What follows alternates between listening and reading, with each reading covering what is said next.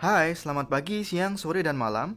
Selamat datang di Computer Applications dengan materi Excel Introduction. Oke, jadi materi ini sangat mudah. Mengapa? Karena saya yakin kalian semua sudah pernah menggunakan Excel. At least sudah pernah utak-atik ya, meskipun tidak terlalu mendalam. Dan materi hanya mengulang dan memperkenalkan Excel di bagian-bagian yang surface-nya aja. Jadi ada beberapa hal yang akan kita pelajari hari ini, yaitu cell type, cell references, basic function, conditional formatting, dan sort and filtering. Materi yang saya bahas di sini bisa di-download di blog e-learning saya di sini.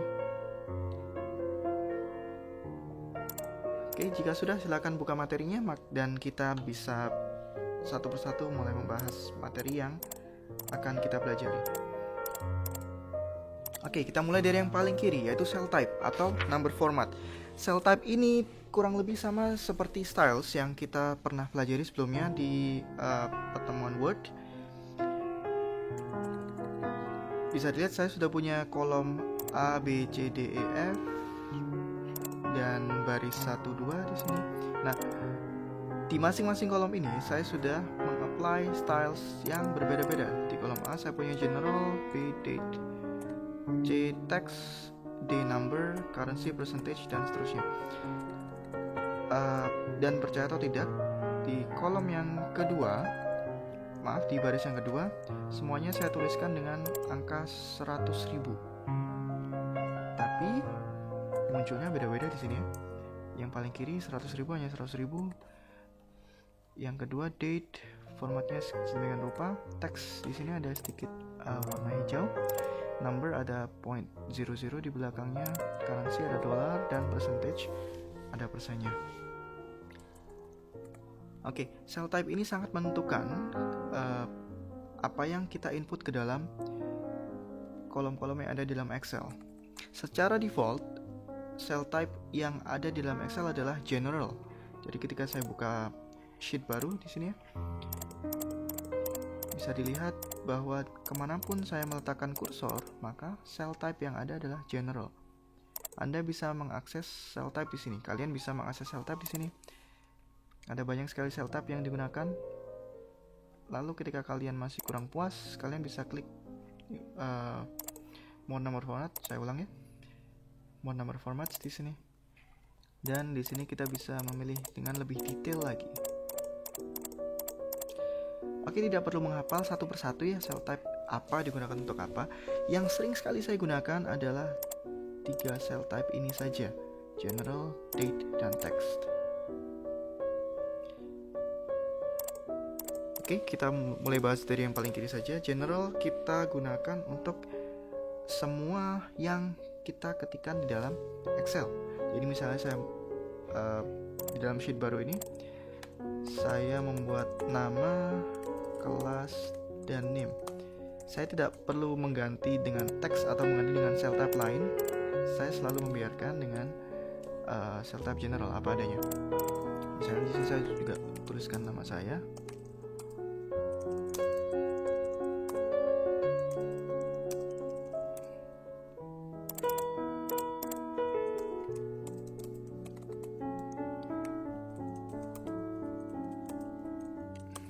Tidak ada yang saya ubah sama sekali di sini. Oke, jadi untuk segala sesuatu yang ingin kita tuliskan di dalam Excel, ketika tidak diperlukan beberapa fungsi yang khusus, kita biarkan saja ke general.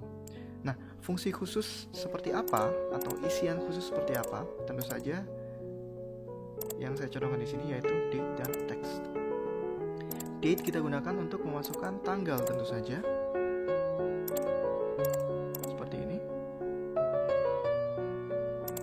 Tapi saya sendiri juga tidak pernah mengganti cell type menjadi date baru memasukkan tanggal. Misalnya di sini saya buat kolom tanggal.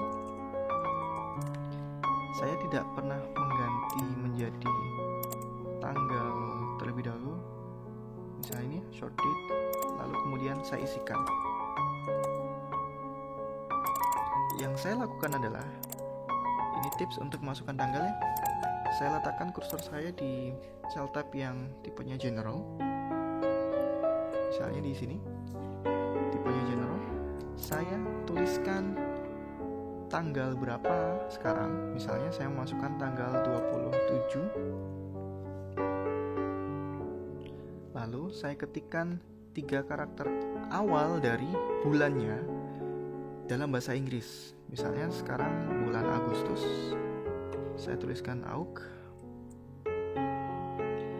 Lalu saya tuliskan tahunnya. Dan istimewanya adalah ketika yang kita ketikkan adalah tahun sekarang, tahun tidak perlu kita ketikkan. Jadi misalnya saya ingin masukkan tanggal 27 Agustus 2016. Maka yang harus saya lakukan adalah saya tuliskan 27 AUG and that's it. Tinggal saya enter dan secara otomatis dia akan berubah jadi custom. Mungkin kita tidak puas ya dengan tampilannya 27/AUG. Kita bisa ganti dengan tampilan yang lebih familiar dengan negara kita, misalnya di Indonesia. Saya letakkan kursor saya di sini. Lalu saya ganti dengan more number formats. Saya ganti dengan date. Lokasi saya ganti dengan Indonesia. Dan saya pilih format yang familiar bagi saya. Lalu saya oke, bisa dilihat sekarang 27 Agustus 2016. That's it. Kita coba tanggal lain ya, 29 Desember, lalu 12 Januari 2015 misalnya, atau 14 September 2002. Mudah sekali ya. Lalu ketika kita ingin membuat formatnya menjadi berbeda, kita tinggal blok saja, kita tinggal pilih, lalu klik more number formats yang ada di bagian atas.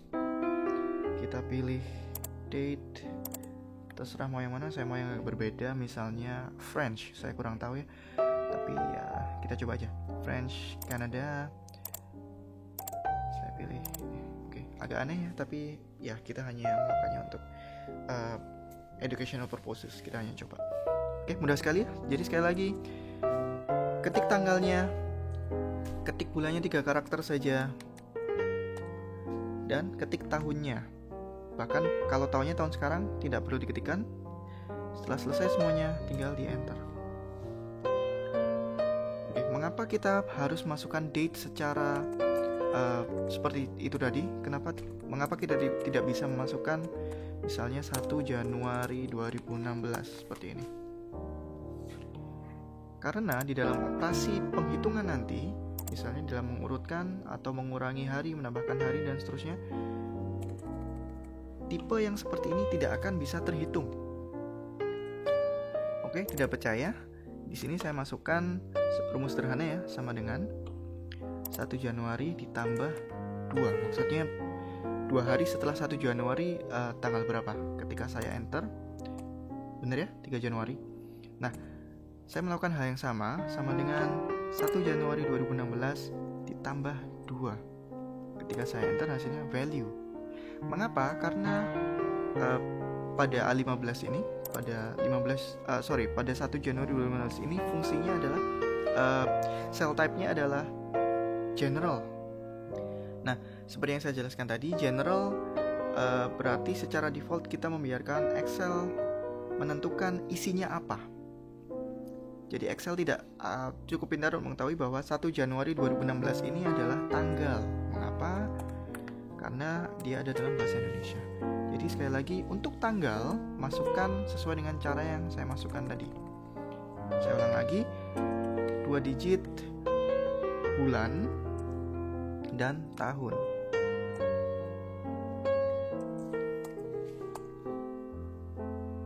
Oke, bisa dipahami? Oke, excellent. Kita ke selanjutnya, yaitu teks. Teks ini juga agak unik. Mengapa? Karena teks ini kita butuhkan untuk memasukkan beberapa hal yang tidak bisa kita masukkan dengan general. Misalnya apa? Saya letakkan kursor saya di A4 di sini ya.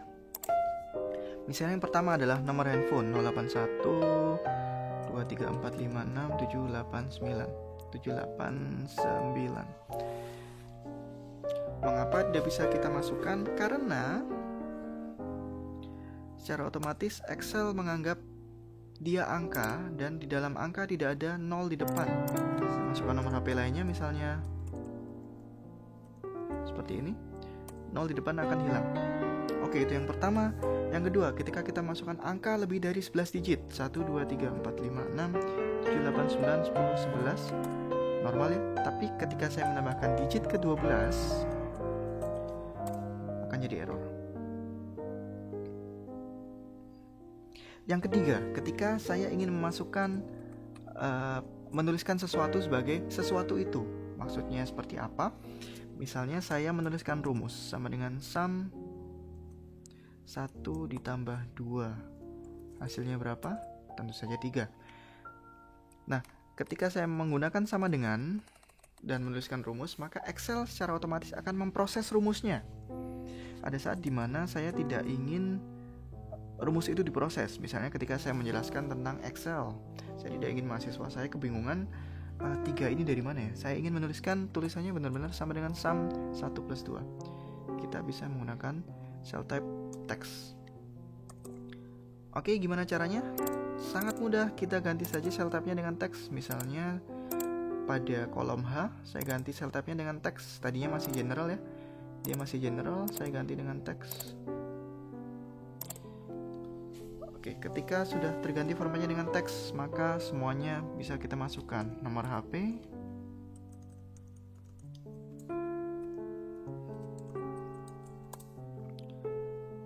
atau yang kedua nomor dengan banyak sekali digit,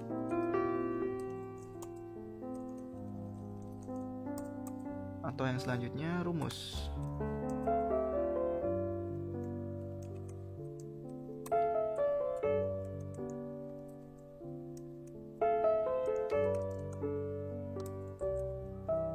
Ya, tentu saja ini bukan rumus yang benar ya. Untuk if saya hanya memberikan contoh saja. Oke, bisa dipahami? Oke, great. Sekarang kita melangkah ke materi selanjutnya, yaitu cell reference. Saya punya tabel seperti ini dan saya diminta untuk menghitung totalnya. Saya yakin kalian semua sudah bisa. Kita menghitung dengan menggunakan sum. Nah, terkadang masih ada yang menuliskan secara manual, yaitu sum 80,75,40.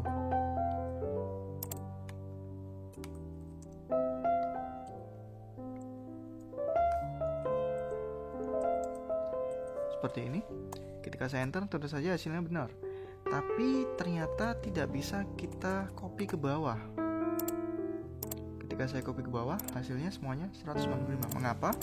Karena yang ada di dalam rumus ini sifatnya statis, tidak berubah. Ketika saya copy ke bawah, semuanya juga akan tetap 80, 75, 40. Mau ada ribuan baris pun hasilnya akan tetap sama. Nah, kelebihan Excel ini adalah dia memiliki sistem cell reference. Cell reference itu apa? Sebenarnya kita semua sudah tahu, tapi belum tahu namanya mungkin ya. Saya kembali ketikkan rumusnya sama dengan sum. Tapi instead of saya menuliskan secara statis 80, 75, 40, saya menuliskan sel tempat saya akan menghitung atau sel acuan. Karena saya akan menghitung nilai 1, nilai 2, dan nilai 3 akan saya jumlah, maka saya pilih B2 yang merupakan lokasi selnya, C2, D2. Lalu saya enter 195. Nah, ketika saya copy ke bawah, maka apa yang terjadi? Hasilnya dinamis. Mengapa? Karena di copy kemanapun, cell reference juga akan ikut bergeser. Sekali lagi, kita copy kemanapun, cell reference akan ikut bergeser. Oke, mohon diperhatikan, di sini saya memilih B2, C2, D2. Saya copy ke bawah satu baris, maka dia akan berubah jadi B3, C3, D3. Kembali ke sini, B2, C2, D2. Saya copy ke bawah dua baris, 1, 2, maka dia akan berubah jadi B4, C4, D4. Ini yang kita sebut dengan cell reference, yaitu ketika kita merefer atau merujuk ke sel lain. Oke, pertanyaan ringan. Apa yang terjadi kalau saya tulis sama dengan C2? Mudah sekali. Mengapa? Karena C2 di sini warnanya berubah jadi biru. bisa dilihat di sini juga warna berubah jadi biru. Lalu saya enter, dia akan berubah jadi 75. Mengapa? Karena saya sedang mereferensi ke sel C2. Saya sedang membuat reference ke sel C2. Oke, bagaimana kalau sama dengan E1? Sama ya, ketika saya enter dia akan berubah jadi total. Mengapa? Karena di dalam sel E1 isinya tulisan total. Oke, sekarang pertanyaan selanjutnya, apa yang terjadi ketika sama dengan C2 ini tadi yang saya tuliskan? Ini saya copy,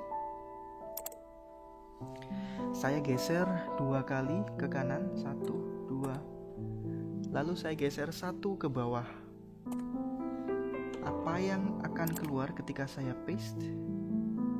Ternyata yang keluar adalah 205. Mengapa? Karena cell reference akan ikut kemana saja kita mengcopy dan mempaste-nya. Saya tulis C2 di sini ya. Bisa dilihat warna birunya ada di sini. Tadi saya bergerak 2 kali ke kanan, 1, 2, lalu 1 kali ke bawah, 1. Maka benar saja yang ada di D9 ini sekarang tulisannya sama dengan E3. Oke, that's it untuk cell reference. Kita bergerak ke materi selanjutnya yaitu basic function. Saya sudah punya tabel di sini ya. Ini adalah tabel dari perusahaan saya. Jadi mereka adalah pegawai di perusahaan saya. Fungsi dasar yang akan kita pelajari di sini adalah sum if, average, count if, dan amp atau dan. Untuk sum dan sum if saya rasa sudah sangat mudah, sudah kita berulang-ulang juga tadi. Misalnya di sini saya isikan jumlah gaji, saya tuliskan sama dengan sum. Saya pilih gaji kotornya, saya enter. That's it, selesai. Mengapa dia bisa berubah jadi dolar? Karena cell type-nya saya ubah menjadi counting dengan tombol dolar. Lalu next, rata-rata gaji, average. Saya rata-rata mulai dari D2 sampai D11, saya enter. Selesai. Lalu sum if. Sum if kita bisa gunakan untuk menghitung bagian tertentu di dalam tabel kita atau di dalam data kita sesuai dengan kondisi tertentu. Karena itulah namanya sum if. Hitunglah if, jika. Misalnya untuk menyelesaikan soal ini, total gaji kasir. Jadi instead of kita menghitung semua gaji yang ada, kita hanya hitung kasir 1, 2, 3, 4 orang kasir ini jika di total hasilnya berapa. Kita bisa gunakan rumus sama dengan sum if. Rumusnya adalah range, kriteria, sum range. Sekali lagi, range, kriteria, sum range. Banyak sekali mahasiswa yang masih bingung antara range dan sum range di sini. Cara untuk mengingatnya sangat mudah. Sum range berarti adalah range yang ingin kita sum. Jadi range yang mengandung angka. Sekali lagi, sum range adalah range yang mengandung sum, yang mengandung angka yang ingin kita sum atau kita jumlah. Sedangkan range yang ada di sini adalah range yang ingin kita cari kriterianya. Kriterianya apa dalam kasus ini? Kriterianya adalah kasir. Jadi dalam hal ini untuk range saya pilih H2 ke H11, koma, kriteria saya masukkan atau saya tuliskan kasir di sini, koma, sum range atau range yang ingin kita hitung saya blok D2 sampai D11. Oke, saya ulang lagi. Rumusnya adalah sum if karena kita akan menghitung dengan kriteria tertentu. Untuk range di sini, range yang pertama ini adalah range yang akan kita cari kriterianya. Kriterianya apa di sini? Kriterianya adalah kasir. Oke, koma, kriterianya saya tuliskan yaitu kasir. Lalu sum range, sekali lagi sum range adalah range di mana terdapat angka yang ingin kita jumlah. Oke, selesai, tinggal kita enter. Maka bisa dilihat hasilnya 1225 untuk semua kasir. Tidak percaya, kita hitung saja ya. 250 ditambah 250 ditambah 350 ditambah 375 125. Mudah ya. Oke, itu saja untuk sum if. Sekarang selanjutnya kita belajar count dan count if. Count ada banyak sekali variasi. Saya letakkan kursor saya di sini. Sama dengan count, bisa dilihat ada banyak sekali variasi, yaitu count A, count blank, count if, count ifs. Bisa dilihat juga informasinya, tidak perlu menghafal. Excel sudah cukup berbaik hati untuk memberitahu kita rumus itu digunakan untuk apa. Jadi untuk count bisa dibaca informasinya, yaitu untuk menghitung jumlah sel di dalam range tertentu yang mengandung angka. Misalnya apa? Ketika saya blok antara C8 hingga E8, lalu saya enter, maka akan keluar 2. Oke, mengapa ini ada 2-nya? Karena formatnya accounting. Saya ganti menjadi general lagi ya. Sekali lagi, sama dengan count, menghitung sel di dalam range yang mengandung angka. Ketika saya blok antara C8 hingga E8, lalu saya enter, maka munculnya 2. Yang mana? 1, 2. SMA tidak dihitung karena dia bukan angka. Oke, next sama dengan count A, menghitung sel di dalam range yang tidak kosong. Jadi ketika saya blok 1, maaf, saya selesaikan dulu rumusnya. Count A, ketika saya blok antara ini A9 sampai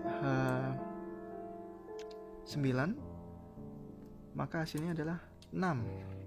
1, 2, 3, 4, 5, 6. Yang kosong tidak dihitung. Oke, next count blank. Ini sebaliknya, kita hitung yang kosong.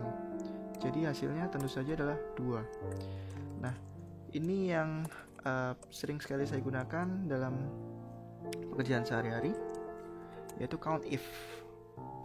Kita bisa gunakan count if untuk menyelesaikan soal ini. Jumlah karyawan dengan pendidikan D3.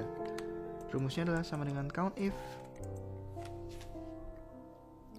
Range ini adalah range di mana kita ingin menghitung kriterianya.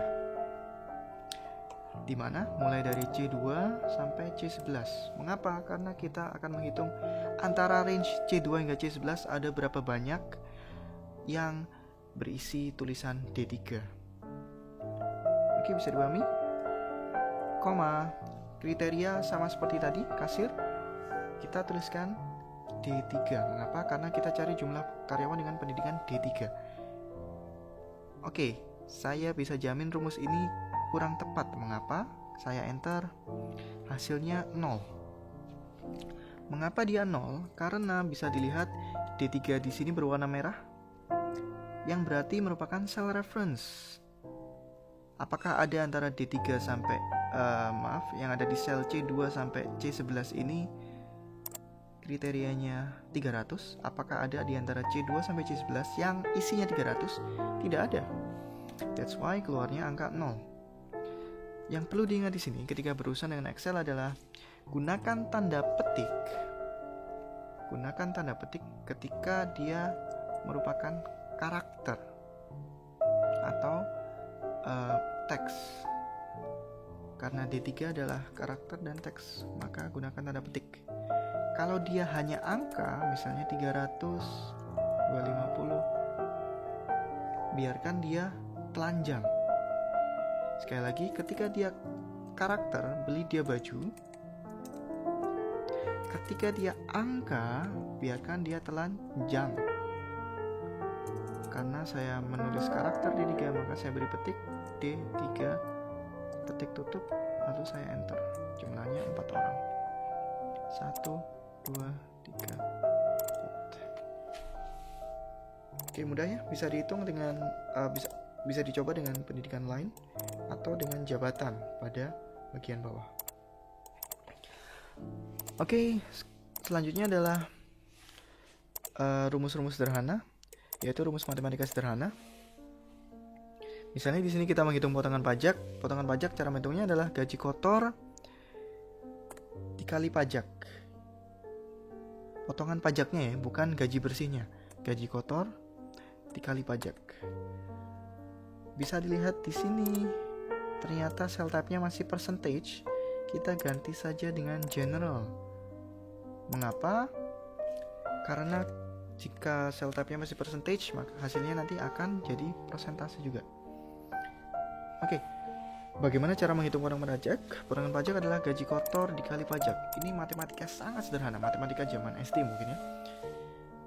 Untuk menyelesaikan semua permasalahan dengan rumus, jangan lupa untuk menuliskan sama dengan. Bahkan untuk rumus yang sederhana sekalipun. Sekali lagi kita tidak tuliskan secara statis di sini kali 15%. Mengapa? Karena dia tidak akan bisa kita copy. Instead kita gunakan cell reference. Bagaimana caranya? Untuk menyelesaikan semua permasalahan, meskipun rumus itu rumus sederhana, kita tetap gunakan sama dengan. Oke, rumusnya adalah gaji kotor dikali pajak, yaitu D2 dikali E2. Saya scroll ke bawah, lalu saya copy.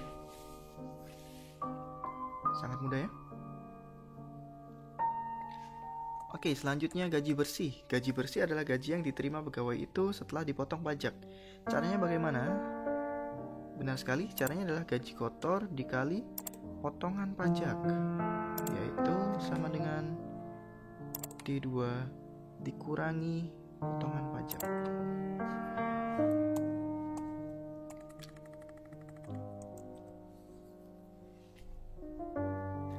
Tapi apa yang harus kita lakukan ketika misalnya kita tidak punya kolom ini, hanya ada kolom gaji bersih? Kita tidak bisa menggunakan rumus gaji kotor dikurangi potongan pajak.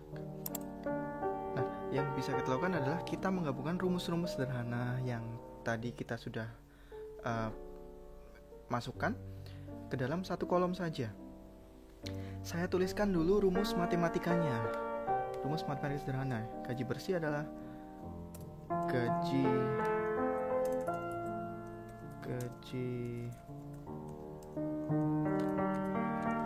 kotor dikurangi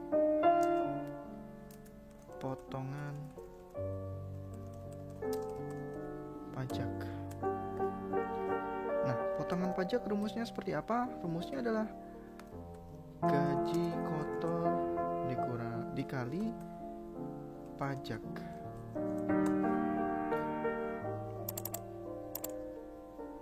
Oke, sangat mudah ya. Sekarang kita masukkan cell reference-nya dan rumus-rumusnya. Sama dengan, jangan lupa, gaji kotor ada di D3 dikurangi dalam kurung, hati-hati dengan dalam kurung, gaji kotor dikali pajak. Saya enter. Ketika ada tanda biru ini jangan panik. Tanda biru ini berarti Excel dengan baik hati menunjukkan kepada kita bahwa ada yang kurang, biasanya kurung tutup. Tapi ketika kita pilih yes, maka dia akan dengan baik hati memperbaiki kekurangannya. Oke, sudah bisa. Saya copy ke bawah dan saya copy ke atas.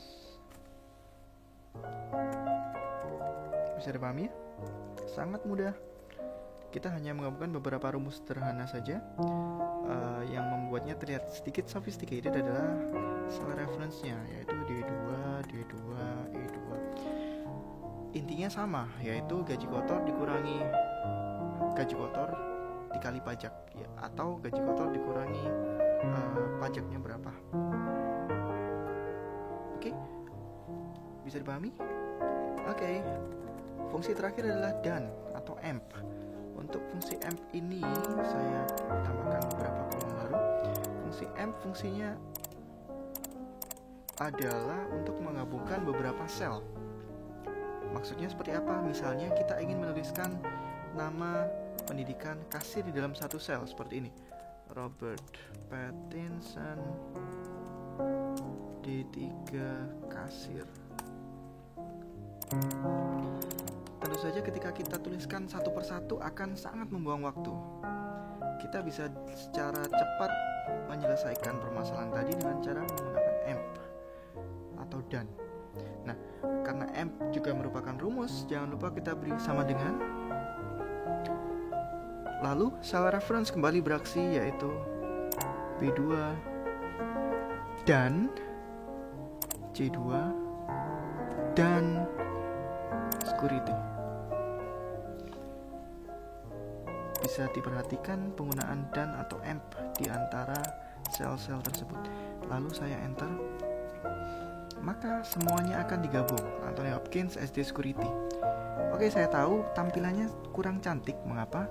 Antara Anthony Hopkins dengan SD dengan Security tidak ada spasinya. Nah, kita bisa akali dengan cara memasukkan spasi. Bagaimana cara memasukkan spasinya? Sama dengan nama dan petik spasi petik. Mengapa? Karena spasi dianggap karakter, jadi kita harus gunakan petik. Oke, bisa dipahami? Saya lanjutkan. Dan SMP atau C4 ya. Dan spasi lagi, petik, spasi, petik, dan G4. Ketika saya enter, maka semuanya akan terlihat lebih rapi. Nah, dan ini kita bisa gabungkan dengan apa saja yang ada di dalam tanda petik. Misalnya gaji bersih, sedikit saya kurangi. Oke, misalnya sama dengan Adam Lambert dan petik pendidikan terakhir spasi petik dan D3. Ketika saya enter, apa yang keluar? Betul sekali, Adam Lambert pendidikan terakhir D3. Pendidikan terakhir ini muncul ketika saya tambahkan karakter spasi pendidikan terakhir spasi di antara dan. Kita juga bisa masukkan rumus di dalamnya. Maksudnya seperti apa? Sama dengan B6 dan sum. Misalnya ini hanya sedikit contoh saja. Dan ini jumlah gajinya. Loh, saya enter, bisa dilihat bahwa yang ada di sel ini sekarang menunjukkan nama pegawai saya. Maaf, saya lupa menambahkan spasi di sini. Saya tambahkan spasi dulu ya. Petik, spasi, petik, dan.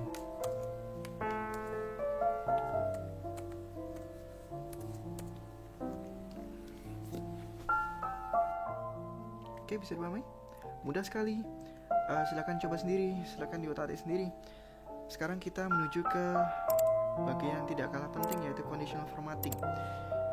Saya sudah punya satu tabel yang sama ya, tabel pegawai saya. Sudah ada 3 perintah di sini, yaitu tandai gaji di atas 300 dengan hijau, tandai yang gaji di bawah 200 merah, dan tandai jabatan kasir dengan kuning. Tidak ada yang melarang kalian untuk melakukannya secara manual. Misalnya 300 ini saya tandai dengan hijau. Tapi ketika kita melakukan hal seperti ini, kita akan kewalahan ketika datanya banyak sekali. Nah, kita bisa lakukan pemecahan masalah dengan cara conditional formatting. Kita kerjakan soal nomor 1 ya. Tandai yang gajinya di atas 300 dengan warna hijau. Jadi saya blok yang mau kita tandai, data yang mau kita tandai. Jadi misalnya ada 100 data, ya silakan diblok semuanya. Atau mau menandai yang gaji bersih, berarti yang saya blok yang ini. Oke, saya blok gaji kotor saja ya.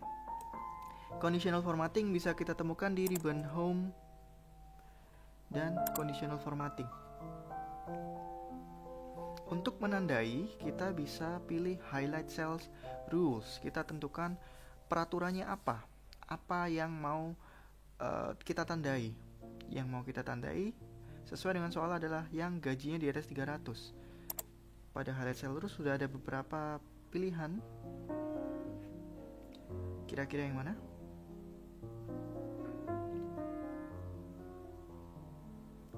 Betul sekali, greater than. Saya pilih greater than, akan muncul angkanya berapa? Saya mau dia lebih dari 300, seperti ini. Lalu kita tandai seperti apa? Kita bisa pilih di bagian kanan. Defaultnya ada ya, light red, yellow. Karena yang diperlukan adalah hijau, saya pilih green. Oke. Sekarang coba tandai yang gaji bersih di bawah 200. Saya blok. Conditional formatting, highlight cells rules, less than 200 dengan warna merah, sudah benar. Nah, misalnya kalian tidak terlalu suka dengan apa yang ada di sini yang disediakan secara default, kalian bisa menggunakan formatting kalian sendiri. Misalnya di sini saya diminta untuk menandai yang pajaknya di atas 10%. Saya pilih greater than 10%. Lalu saya bisa custom format. Misalnya saya fill dia dengan warna hitam, fontnya saya ganti dengan warna putih. Ketika saya oke, maka semua yang di atas 10% akan berubah jadi background hitam, fill hitam dengan warna font putih. Oke, pertanyaan ketiga, jabatan kasir warna kuning. Saya blok dulu jabatan conditional formatting. Oke, kira-kira yang mana? Mungkin ada yang menjawab equal to, ada yang menjawab text that contains. Mana yang benar? Kita coba keduanya ya. Saya pilih dulu equal to yang ada di atas. Muncul window yang sama, lalu saya tulis kasir. Saya ganti dengan warna kuning. Oke, sudah nampak hasilnya. Saya cancel ya. Kita sudah tahu fungsinya. Sekarang kita coba fungsi yang kedua, yaitu text that contains.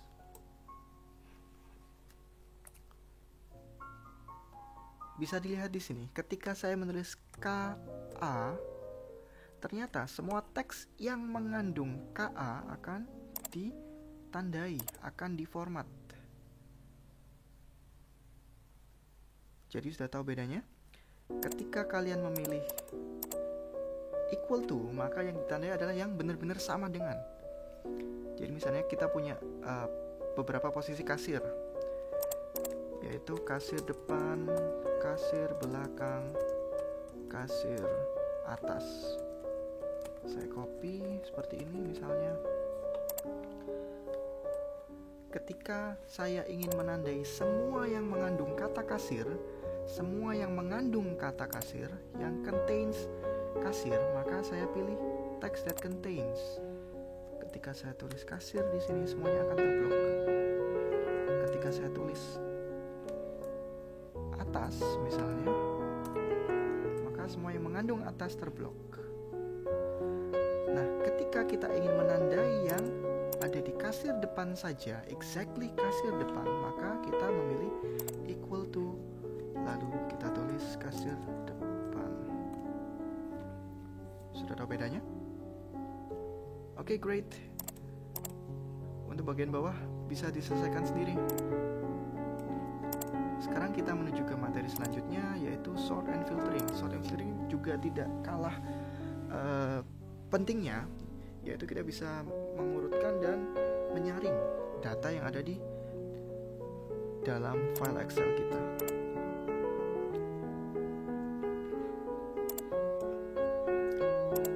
Oke, sorting bisa kita lakukan dengan klik kanan lalu sort. Filter juga bisa. Tapi saya tidak suka menggunakan metode seperti itu. Yang saya lakukan adalah saya hidupkan dulu fungsi sort and filternya, di mana di ribbon home, lalu di bagian paling kanan yaitu sort and filter sudah ditemukan. Lalu saya klik filter. kecil di sini. Sudah terlihat? Nah, baru kemudian saya urutkan atau saya filter dengan menggunakan panah-panah ini. Misalnya, saya mau mengurutkan nama sesuai dengan abjad. Saya klik panah ini, lalu saya pilih sort A to Z. Atau kalau saya mau terbalik Z to A, saya tinggal pilih ini. Oke, lalu untuk pendidikan, saya mau menampilkan hanya yang SMA. Maka yang saya lakukan adalah saya cek yang SMA saja. Itu cara pertama. Cara kedua adalah saya tulis SMA di sini. Tenang saja, data Anda tidak hilang, data kalian nggak hilang, tapi data kalian cuma difilter, disembunyikan saja. Bisa dilihat bahwa 5, 6, dan 8 warnanya biru. Dan setelah baris ke-1 langsung melompat ke 5, dari 6 langsung melompat ke 8. Ini berarti warna biru ini berarti ada data yang sedang di hide atau di filter. Untuk mengembalikannya, kita bisa lihat bahwa di dalam heading pendidikan ini ada gambar corongnya seperti ini. Kita tinggal hilangkan saja filternya. Saya klik, saya select all, maka semua data akan muncul kembali. Oke, udah ya, gampang sekali. Cuman ada satu hal yang perlu diperhatikan. Apa yang terjadi ketika saya ingin mengurutkan pendidikan, mulai dari paling rendah ke paling tinggi. Jadi seharusnya nanti hasilnya adalah SD, SMP, SMA, D3. Apakah bisa kita gunakan filtering yang sorting yang sederhana? Maaf. Ketika saya klik sort A to Z, ternyata Excel menganggap D3 adalah pendidikan yang paling rendah, disusul dengan SD, disusul SMA, dan SMP dengan pendidikan paling tinggi. Mengapa? Karena tentu saja Excel hanya bisa mengurutkan dengan sistem alfabetikal, A ke Z atau Z ke A. Nah, apa yang harus kita lakukan ketika kita ingin mensorting sesuai dengan kriteria yang kita inginkan sendiri? Misalnya seperti ini, kita urutkan dari SD, SMP, SMA, dan D3. Kita bisa gunakan custom sorting. Dia bisa ditemukan di sort and filtering, custom sort. Saya klik. Di sini kita bisa pilih bagian mana yang ingin kita urutkan.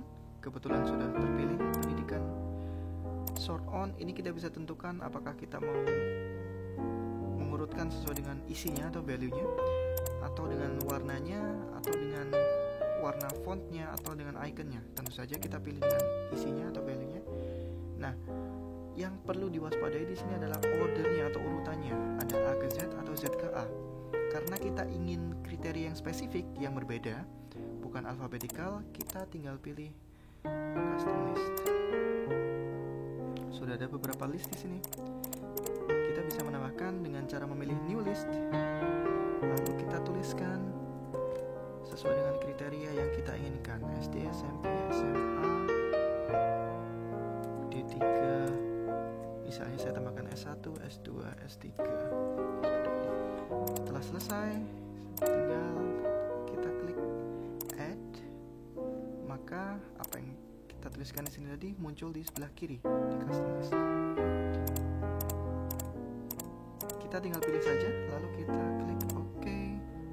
Bisa dilihat ordernya sekarang SD, SMP, SMA, D3, S1, S2, S3. Ketika saya OK, maka voila, secara otomatis sudah terurutkan dengan baik. Bisa dipahami? Custom sort bukan hanya itu saja fungsinya, tapi bisa juga untuk mensorting atau mengurutkan dengan menggunakan beberapa kriteria. Misalnya, saya mau mengurutkan pendidikan terlebih dahulu, baru kemudian gaji dari rendah ke tinggi, baru kemudian pajak dari tinggi ke rendah. maka yang dia lakukan nanti adalah dia mengurutkan pendidikan mulai dari SD, SMP, SMA, dan seterusnya. Lalu di antara dari hasil sorting tadi, dia akan sort ulang berdasarkan gaji kotor dari kecil ke besar. Lalu hasilnya akan disort ulang lagi berdasarkan pajak dari besar ke kecil.